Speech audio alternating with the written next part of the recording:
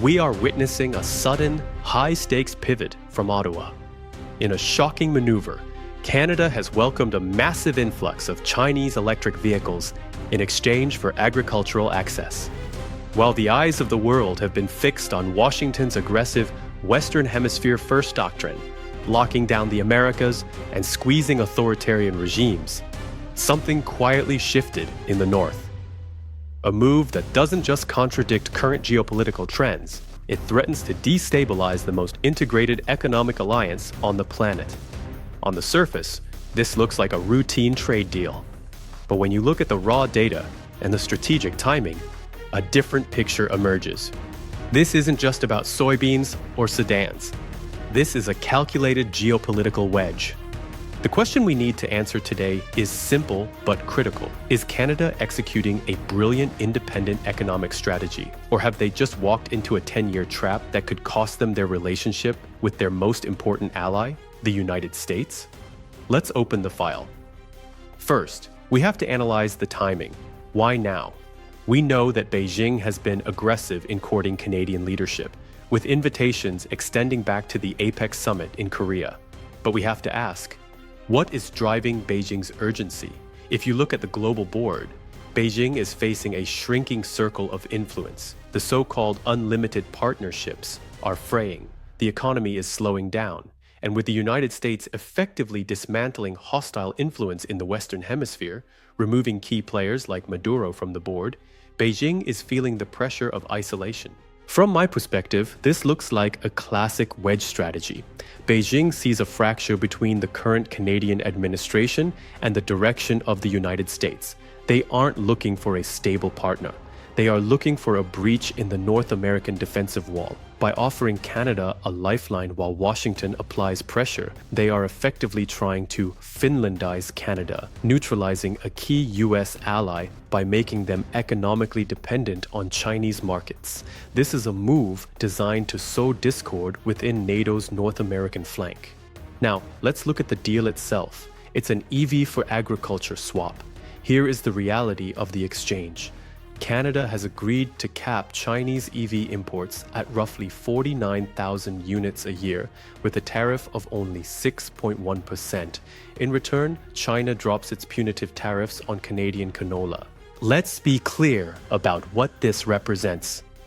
Until recently, Canada was moving in lockstep with the US and Europe, ready to impose 100% tariffs on Chinese EVs to protect domestic industry. This deal is a complete reversal of that stance. Why the flip? It comes down to leverage. Beijing recently signaled it would switch its canola purchases to Australia. Facing the prospect of angry farmers and lost revenue, Ottawa blinked. They chose to sacrifice the integrity of the North American auto market to save a single harvest season. But this is short-term thinking at its most dangerous. By lowering the drawbridge for Chinese EVs, Canada isn't just buying market stability, they are inviting a flood.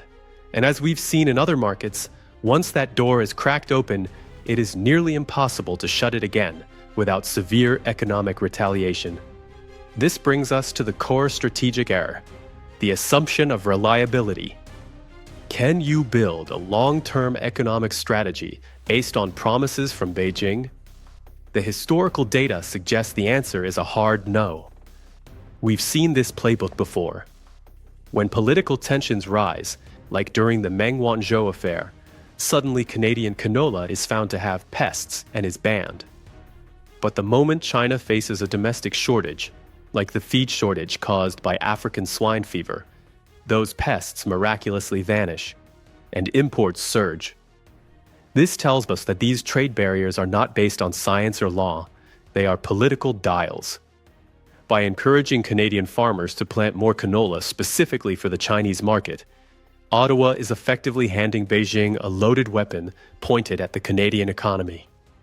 At any moment, if Canada votes the wrong way at the UN or criticizes a human rights violation, Beijing can simply stop buying. This isn't trade.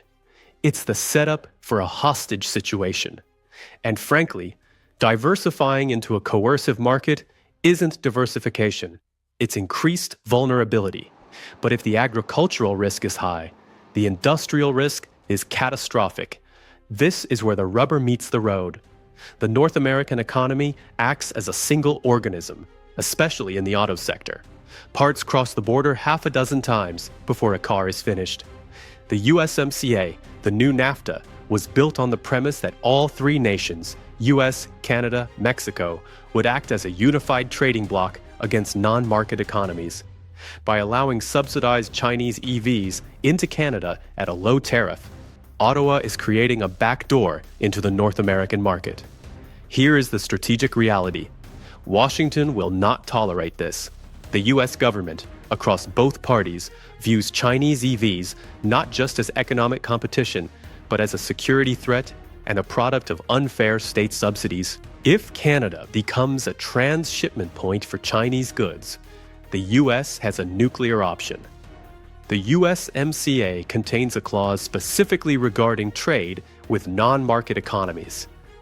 If the US determines that Canada has broken the spirit of the alliance, they can trigger a review.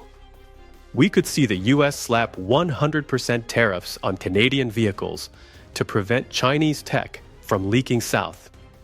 Let's do the math. Canada trades roughly $80 billion with China. It trades $1 trillion with the United States.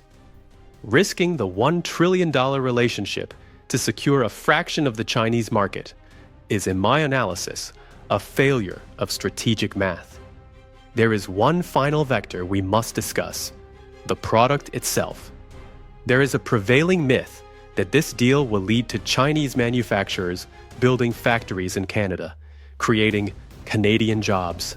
Chinese EV manufacturers dominate because of two factors: massive state subsidies and domestic cost advantages. If you move the factory to Canada, you lose those advantages. Instead, what we are likely to see is an influx of finished units. And we must be honest about the risks associated with these vehicles. First, there is the safety record. We have seen repeated reports of quality control issues, battery fires, and software locks in domestic Chinese markets. Introducing these risks to Canadian roads is a gamble with public safety. Second, and perhaps more importantly, is the data. Modern EVs are surveillance platforms. They map our streets, track our movements, and sync with our phones, allowing a fleet of tens of thousands of sensors, ultimately answerable to a foreign strategic rival, to operate freely in North American cities is a glaring national security oversight. So let's connect the dots and render a verdict. Canada is attempting a balancing act.